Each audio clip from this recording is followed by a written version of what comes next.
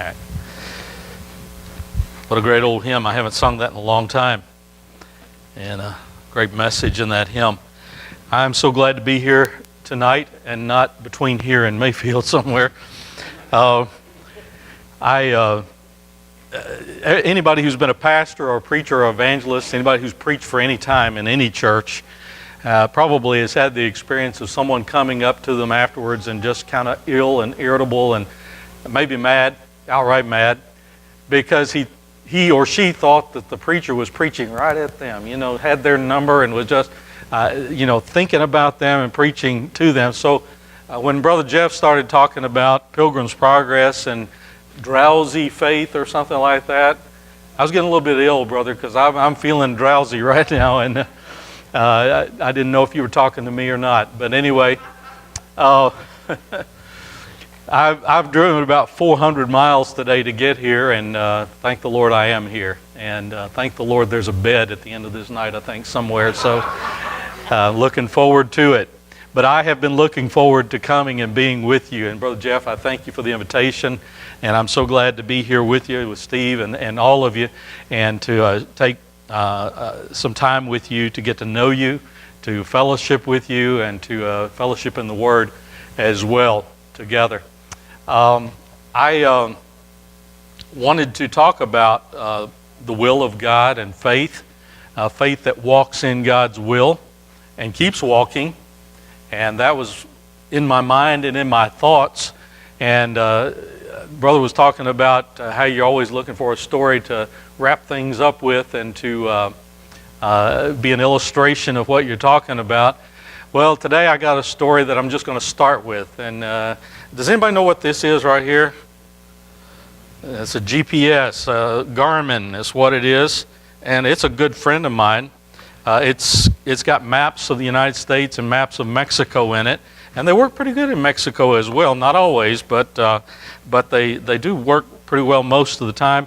And I thought they always worked well here in the United States. But I set Jeff's address into this thing this morning before I left Mayfield because I knew I wanted to get here and I thought she could help me.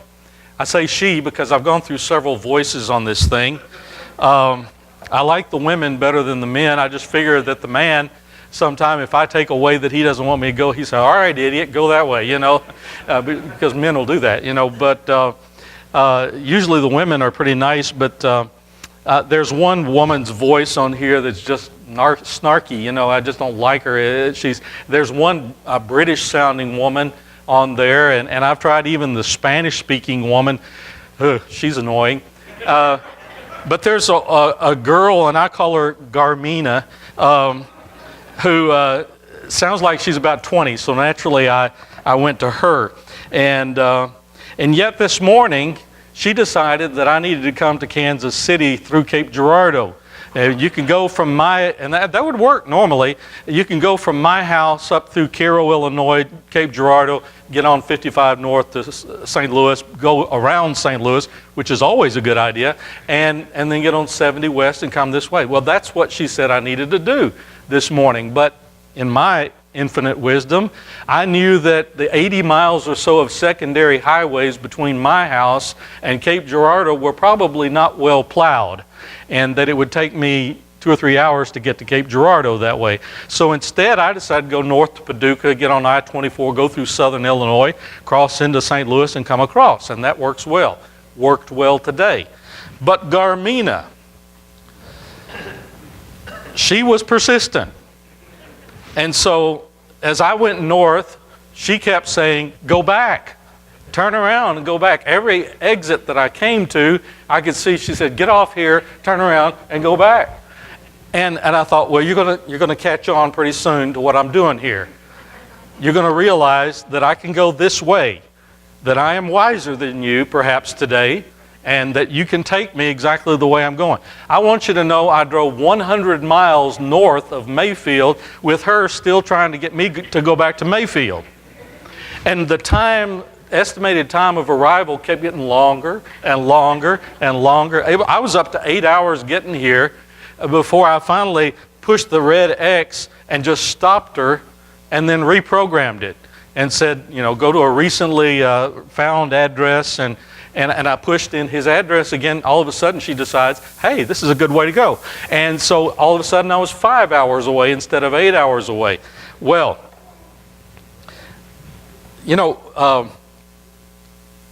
I better be careful how I talk.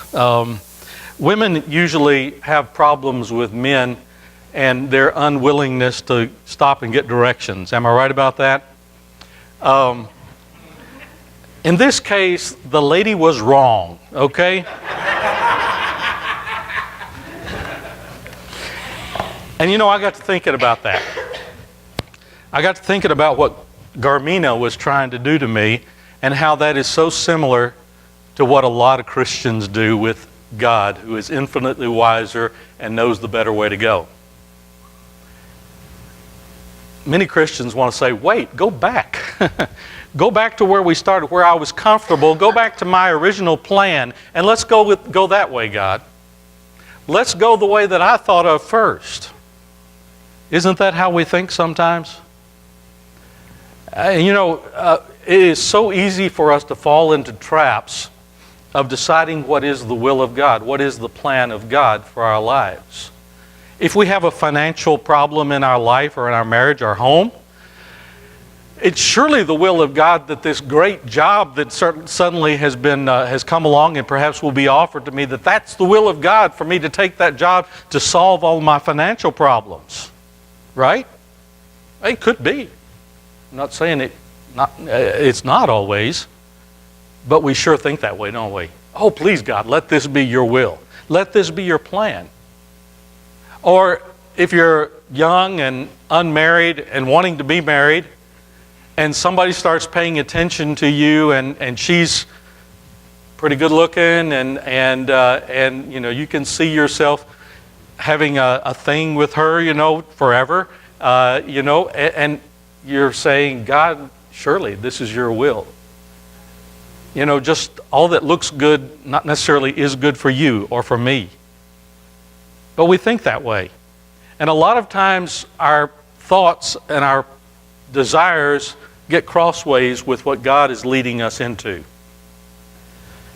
And so that's what I want to encourage us tonight to think about. A faith that walks where God is leading and keeps walking. There's an interesting passage, and this is not where I'm preaching from, because I'm preaching from Hebrews 11, which is pretty obvious based on what I'm talking about. But first of all, I wanted to talk about Isaiah 30, verse 21. It's just an interesting verse.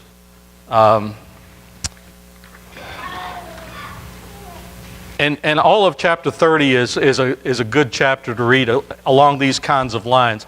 Israel was very good at deciding what was best for them apart from God's plan, apart from God's will. Give us a king,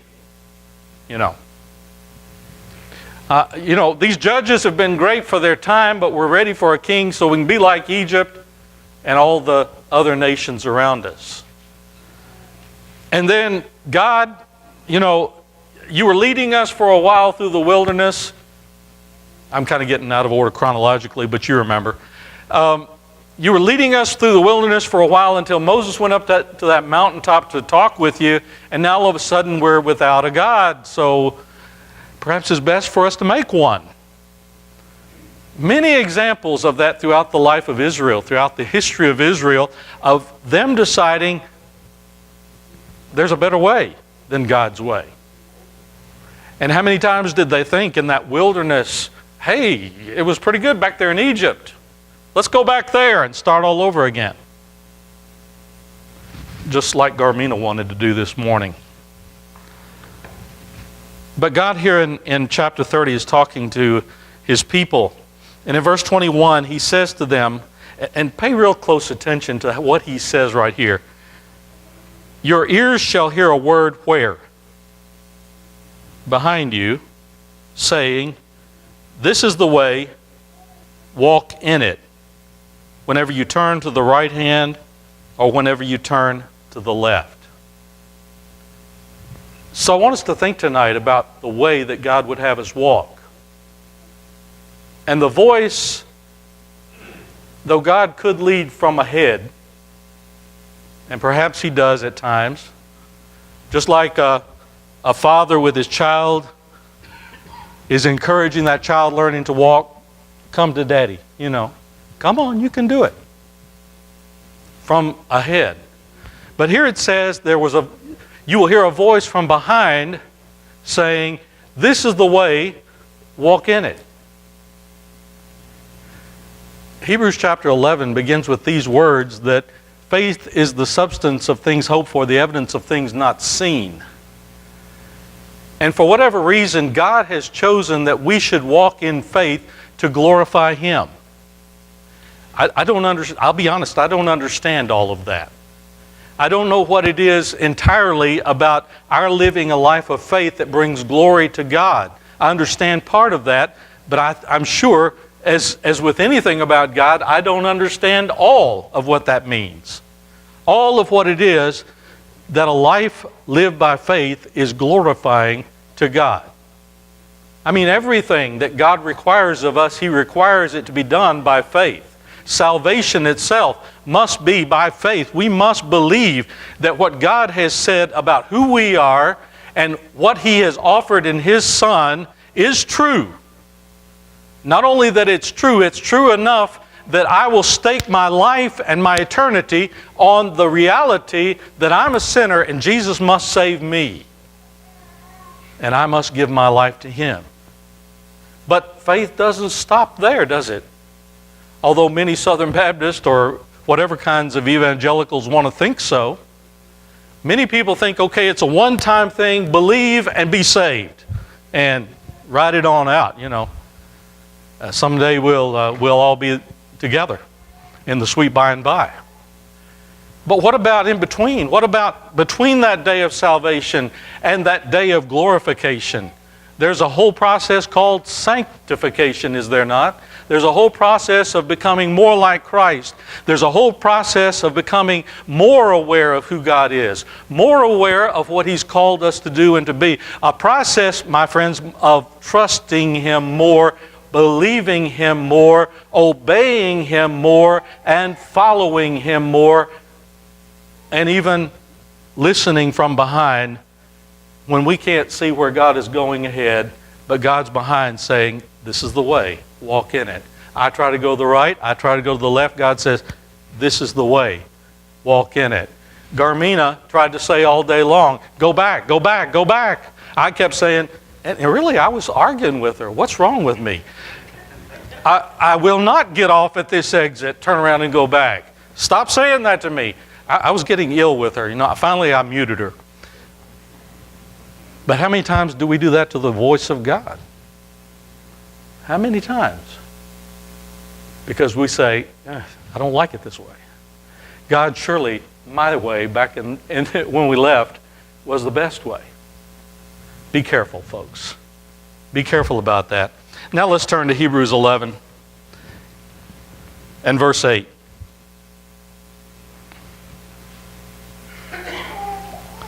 I have a New King James Version Bible here, and if that is not your version, you'll understand why. And I have this because I can't go to another Bible.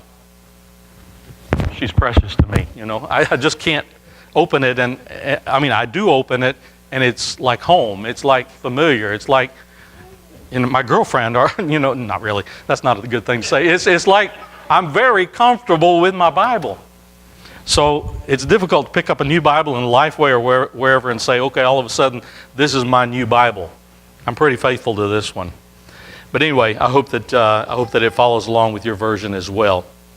Hebrews chapter 11, verse 8, by faith Abraham obeyed when he was called to go out to the place which he would receive as an inheritance, and he went out not knowing where he was going.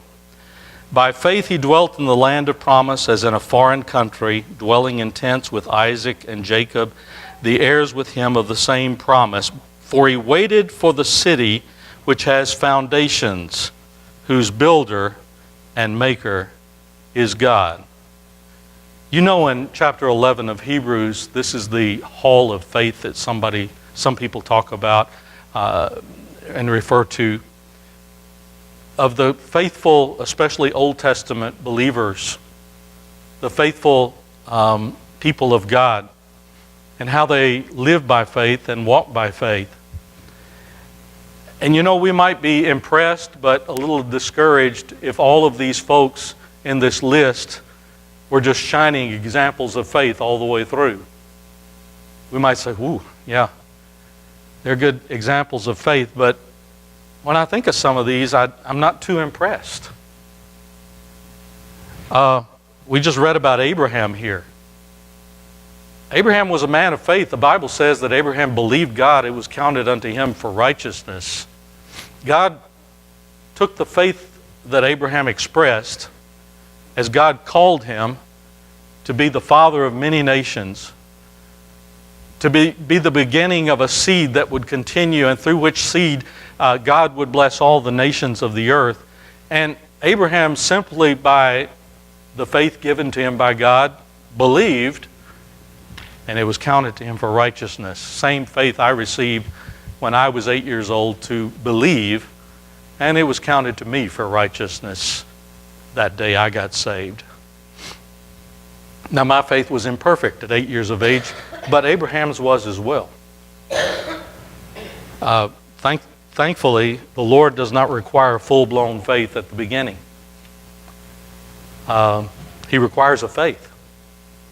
He requires a trust in Him, but not a faith that sees all things, knows all things, believes all things, trusts all things. Because we simply do not have it. We simply do not have that kind of faith until that kind of faith grows within us, until that kind of faith is proven within us over a walk, a lifetime's walk of trusting God and letting God prove who He is, that He's faithful, that He's correct, that He's right. There are so many things that we try to fall back on whenever we're trying to figure out the plan of God or the will of God.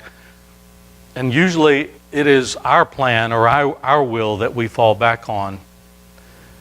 Man is just inclined to think his own thoughts and hold on to those thoughts and not be willing, in fact, be very reluctant to put all his life in someone else's hands, in someone else's plan, even if it's God. The philosophical mind wants God's plan to be very logical. And I'm not saying that God is illogical. All things follow from God and follow correctly from God. All things that are God and come from God, all things that God speaks are correct and logical and follow. But the logic of God is not the logic of man. My thoughts are not your thoughts. My ways are not your ways, God says. And so the philosopher's mind and his logic cannot find who God is. The scientific mind wants a plan of God and a will of God and a God that is able to be experienced, able to be measured, able to be observed, able to be predicted. And there are some things that we can predict about God. He will always be good. He will always do that which is right. He will always speak the truth. But we cannot take God and make a science project out of Him. The financial mind wants the plan of God and the will of God to be profitable, to always produce a profit, always produce an excess, a surplus. And whereas everything that we have and everything that we will have is a blessing and a gift from God, and He is able to give exceedingly abundantly above all that we ask or think, that doesn't mean that God will not allow us to go through a time of poverty.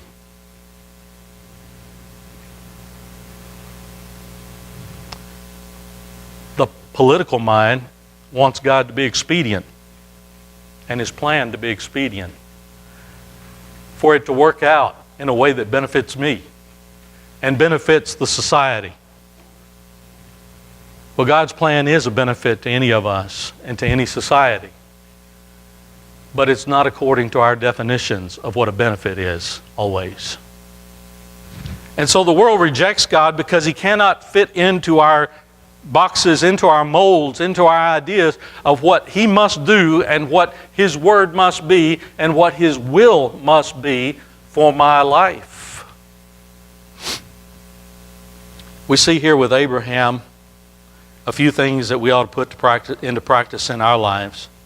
In verse 8 it says, by faith Abraham obeyed when he was called to go out to the place which he would receive as an inheritance. Now, Abraham was not required to do a whole lot here. Yes, he was required to hear the call of God, and that always comes first. God calls, and we obey. We cannot obey unless God calls. We cannot know what to obey unless God calls. But we can obey when God does call. What if we do not obey? Is God's plan thwarted? Well, we're getting into things that we can't figure out there, but obviously God has a plan that does not depend on man's obedience. God has a plan that is perfect whether I obey it or not. And with my life, just as in Jonah's life, God can make me obey. God can get me to obey. God can get me to believe His plan and follow it. So it's always best, I feel, I don't know how you feel, it's always best for me to do what God says. That's just my idea about things, And I've learned that through the school of hard knocks. But Abraham just had to get up and obey. He was called, but here's where it gets tough, to go out to the place which he would receive as an inheritance. Now we might look at that and say, okay, that's pretty good. Here's an inheritance, go to it, Abraham. But it's understood there that Abraham had to go out of a place to go to a place. He had to go out of a place where he also had an inheritance, not perhaps God's inheritance, but his dad's inheritance, where he had a pretty sure thing, humanly speaking, to go to a place he had never been before, which God said, by the way, whom he had just met. Abraham was worshiping other gods when God spoke up. And all of a sudden he realized that the true God was not the ones he had been worshiping. The true God was the one who was speaking right now. He said, go to a place that I will give you as an inheritance. So that changes everything, doesn't it? The way we see it.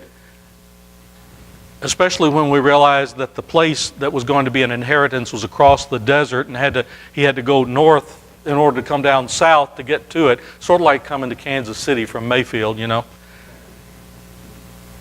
long journey. Without a car and without Garmina.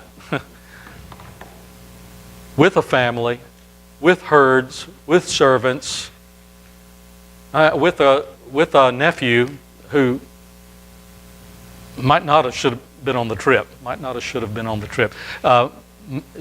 Perhaps should not have been on the trip.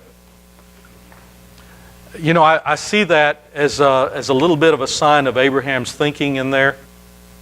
It'd be great to have Lot along, And it may have been great to have Lot along for a period of time, but Lot became a problem, did he not, for Abraham? And a lot of times whenever we think this would be great if this were part of God's plan, we're just throwing in monkey wrenches into the plan of God. Not that it's going to stop God's plan, it's just going to mess it up for us. I mean, if Lot had not been along, if Lot had, I think in Spanish all the time, so English is difficult for me sometimes. If Lot had not been along, there would probably not have been Ammonites and Moabites, which were later a problem for the Israelites. We can't talk about that because there were Ammonites and Moabites along with the Israelites, and God's plan was somewhere in all of that. Abraham also decided that this promise of God about a son needed a little help along the way. And so there was a Hagar and there was an Ishmael, and later there were Ishmaelites, and now there are Muslims and ISIS and so forth. and Iranians wanting to blow up Israel. Those are the facts. We're still seeing the repercussions of Abraham's decision going on in this world today. And you know, one good thing about ISIS, folks, if we always ought to find a good thing about anything, because there's a God thing about anything. Since ISIS has been doing what they've been doing, Muslims have been coming to Christ by the thousands, if not millions. Muslims are coming to Christ because they're seeing that ISIS is a demonstration of where their faith was leading, and that Christ is better.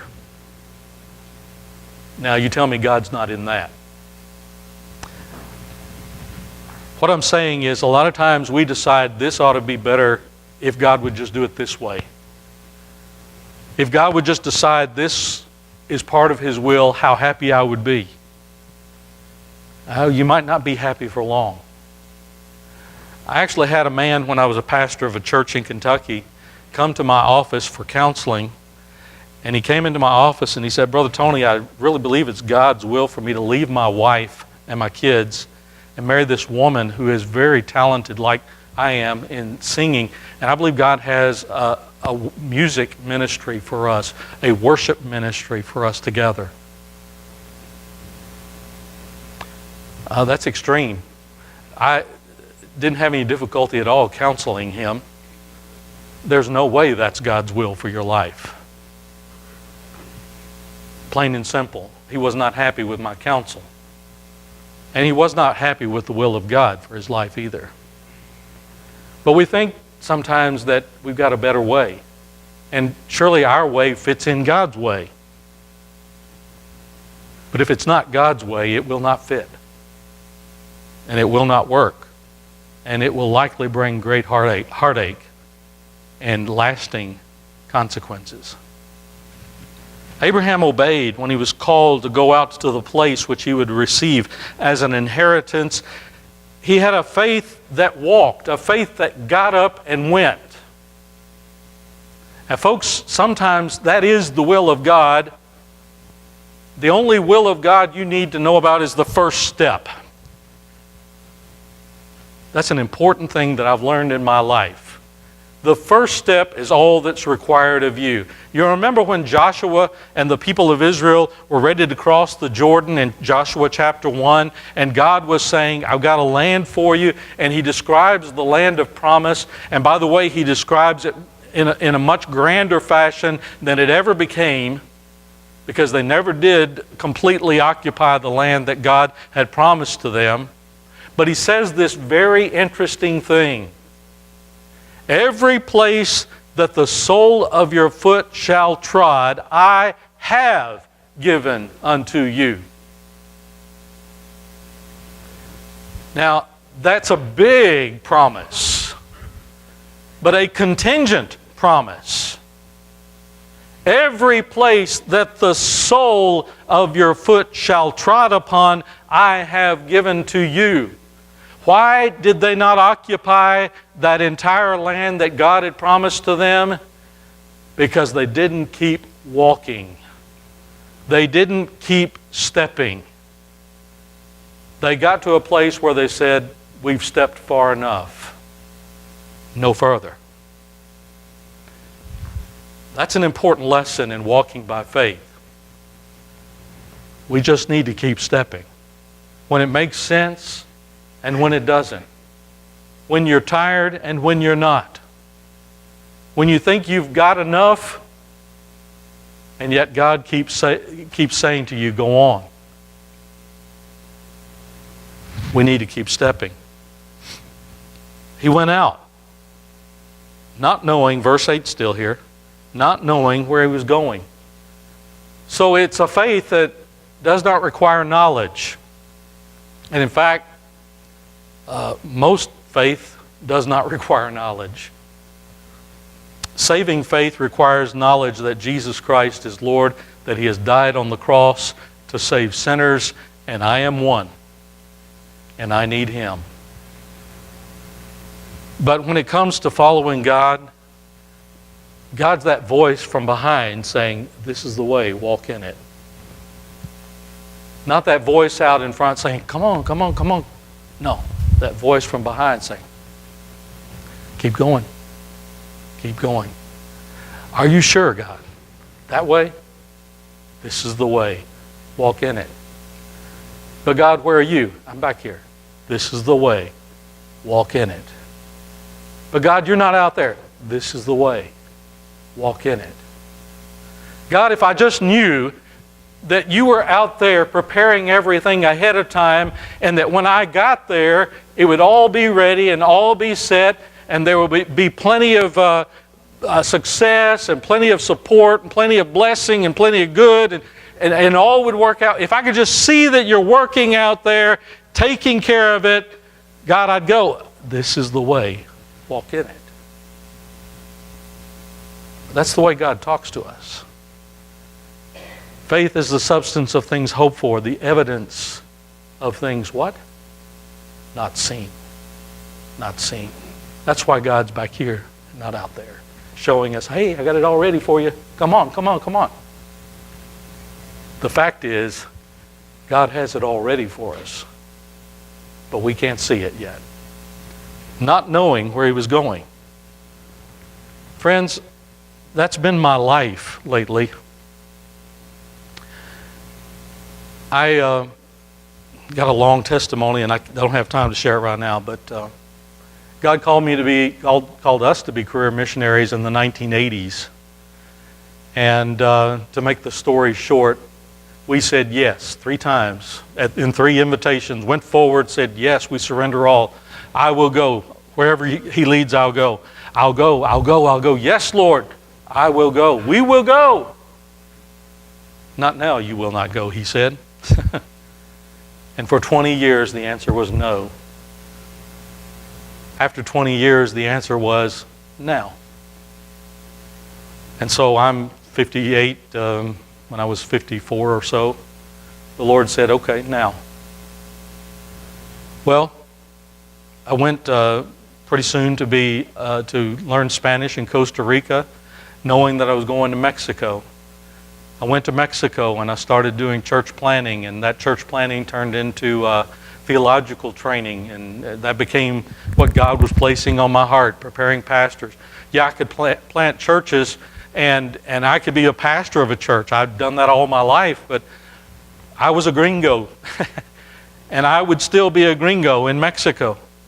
And I would be planning a Mexican church with a gringo pastor. And I began to look around and say, hey, there's plenty of guys around here who can do that job if I just help them, if I just encourage them, if I just mentor them and train them and show them the way, nudge them the way a little bit. This is the way, walk in it, you know. Be the voice of God in some sense for them. Be an encourager. Give them a little bit of faith to go on and do that thing that God would have them to do. And just this past winter, not this one, but the one before, it became evident that my wife, because of some health problems, was going to have to come off the field in Mexico. And so I began to say, God, why did you call us down here? Why did you say no 20 years ago, yes now, and now no again? Why? Why is this happening? This is the way, walk in it. What is the way? And walk where? I talk to God that way sometimes, I'll just be honest, because I just don't understand. I get confused. This is the way, walk in it. So friends, I want to tell you, I don't understand it all, but I've gone from being a missionary in Mexico to a new agency where I started out as the Mexico field coordinator, not just the place I lived in Mexico, but the whole country. I thought, wow, what am I going to do with that? And then the first of this, are we still in, no, we're in March. The 1st of February, I went to a meeting in Louisville, and Dr. Sills said, here's your new job description, training facilitator for Latin America. Are you interested? Yeah, how do I do that? This is the way, walk in it. And I want to tell you folks, I used to travel around a little tiny part of Mexico. Now I'm traveling the Western Hemisphere of the world. And I don't know how that's going to work. But I keep hearing that voice, this is the way, walk in it. I've walked long enough to know to trust that voice. And just like Abraham, I can walk and I can go out and I can leave safety and security and what you're used to and move on out to that place that is unknown. Because I have known that God is in the unknown. God chooses somehow in His glory to remain unknown for a while. And He just says, this is the way, walk in it. Verse 9, by faith he dwelt in the land of promise as in a foreign country. I know what that feels like. He had a faith that allowed him to dwell. That's a good word, isn't it? Dwell. That's something we've forgotten how to do, I think, is to dwell. We're in a nation that's on the move all the time, and I have no reason to speak because I moved to Mexico, for crying out loud. But we've forgotten what it is to dwell sometimes, I think. We get real itchy when we dwell too long. I'm speaking spiritually here, especially. When we dwell too long. You know, sometimes the very will of God for your life is to wait. I don't mean delay, but I do mean wait. If God is not saying, this is the way, walk in it, He may be saying, this is the way, wait in it. And we dare not walk when God says wait. And so Abraham had that kind of faith that it would just allow him to dwell in a foreign country. You see, Abraham didn't come to the promised land and all of a sudden see the Emerald City, you know. Jerusalem was not yet built. And Israel as a nation state did not exist. Abraham was in the territory, but he was in a tent. A tent with his wife and kids and animals coming in, going in and out, and every now and then angels visiting, including one very special one who kept saying, Sarah's going to have a child. Believe me, Sarah's going to have a child. Abraham had the faith to dwell. And he had the faith in verse 10 to wait. He waited for the city which has foundations, whose builder and maker is God. He waited for the city. I just got through saying that Jerusalem was not built. And obviously we're not talking about the Jerusalem that sits in Israel today. When we talk about the city whose builder and maker is God. Revelation talks about a new Jerusalem that will come from God. And he had the faith to wait for the city. Wait for the city, future, which has, present tense, foundations. Whose builder and maker is God. If God lays the foundation, you can be sure that the rest of the thing will be built. 1 Corinthians chapter 3, verse 11 says that Jesus Christ is the foundation which no other man can lay. And upon Him our lives are built. Upon that foundation which God has laid, our lives are built. And we can know for a surety that He who has begun a good work in you will complete it until the day of redemption. That's the kind of faith Abraham had. He had a faith in the builder of foundations, the layer of foundations, and the builder of cities, though he dwelt in a tent all of his life. If you look over to verse 13 in chapter 8, This is after talking about Abraham, after talking about Sarah. Before that, Abel and Enoch and Noah as well. Verse 13 says, "These all died in faith, not having received the promises, but having seen them afar off, were assured of them, embraced them, and confessed that they were strangers and pilgrims on the earth. For those who say such things declare plainly that they seek a homeland, and truly if they had called to mind that country from which they had come out, they would have had opportunity to return." How many of us do that or want to do that? Walk with God a while and it gets a little bit uncomfortable, a little bit uncertain, a little bit like only a foundation and nothing else, and we decide, I think I'll go back to what I knew back in the past. I think I'll go back to what I was sure of before. I think I'll go back to Egypt. I think I'll go back to Ur, where Abraham came from. No, Abraham didn't do that. But he had the opportunity to, the writer says. But now, verse 16, they desire a better, that is, a heavenly country. Therefore, God is not ashamed to be called their God, for He has prepared a city for them. I asked the question at the beginning, why is it that God needs us to have faith? What is it about faith that glorifies God? And I can't answer that completely, but I know that that does glorify God. Our faith glorifies God. Our trusting Him glorifies God. Our trusting Him enough to obey Him glorifies God. Our trusting Him enough to walk in the way that He has said go glorifies God. And on the other hand, those who do not obey, those who do not walk, those who do not follow, those who do reject, they glorify God as well. All things glorify God because all glory is to God. But what if? What if God's plan to glorify Himself through your life was for you to obey Him completely and without reservation? I mean, He might be glorified if you disobey. He would be. He would be glorified if you said no. He would be glorified if you remained an infidel. He would be glorified if you decided you'd rather go to hell.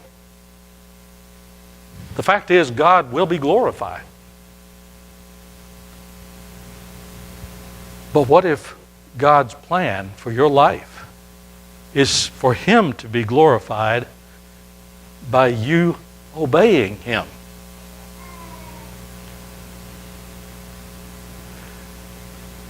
I think He would be glorified by that. I know He would be glorified by that. And if you have any idea in your mind like Garmina had, let's go back and start all over. I mean, the whole book of Hebrews was written about people like you who decided it was too tough the way it is right now and it's better to go back. God is infinitely wiser. God's way is infinitely better. God's way is sure, even though you cannot necessarily see Him preparing the way in front, yet He still remains behind saying, this is the way, walk in it. That kind of faith glorifies God. That kind of obedience glorifies God. Especially if you don't know where He's leading. Especially if you can't see Him out there preparing the way. Folks, a life of obedience and trust in God without seeing is the greatest adventure I know of in this world. And I guarantee you, if you obey God, and if you trust God, and if you walk in the way that God is saying to go, He will not let you down. In fact, He will bless you beyond anything you can imagine. I just challenge you to do it. What if God's plan to be glorified through your life was your complete obedience? I just think maybe it is. Let's pray.